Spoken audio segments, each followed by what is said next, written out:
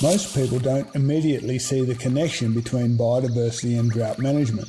When biodiversity is mentioned, people typically think of trees, animals, birds and bats, but they often overlook the diversity within the soil. This soil diversity is crucial because it sequesters carbon, enhancing water holding capacity. Therefore, biodiversity is directly linked to drought. The diverse soil structure plays a key role in addressing both flooding and drought issues by improving the soil's ability to absorb and retain water. Imagine an Aussie swimming pool. During a single rainfall event over 1 hectare, soil with 1% carbon can hold 1/4 of an Aussie swimming pool's worth of water. With 5% carbon, the same event will allow the soil to hold 1.5 swimming pools worth of water. At 8% carbon, the soil can hold the equivalent of more than 3 swimming pools of water. This is why we called ourselves Carbonate.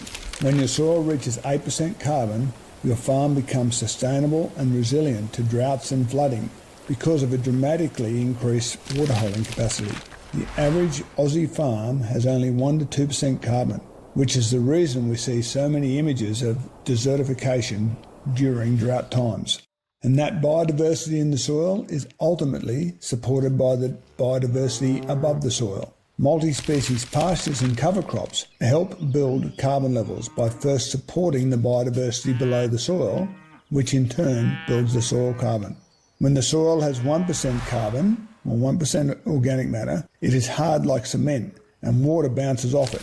At 8% carbon, your soil acts like a sponge. The soil sponge is really an end result of a great soil structure, and that great soil structure includes the humus and the soil organic carbon, also the colloids and the spaces in the soil that hold water, and it starts to look like a sponge, and it holds water like a sponge. So this sponge effect is really the end result of a great soil structure, high soil carbon levels that all come from this magnificent biodiversity in the soil, which is supported by the biodiversity above the soil.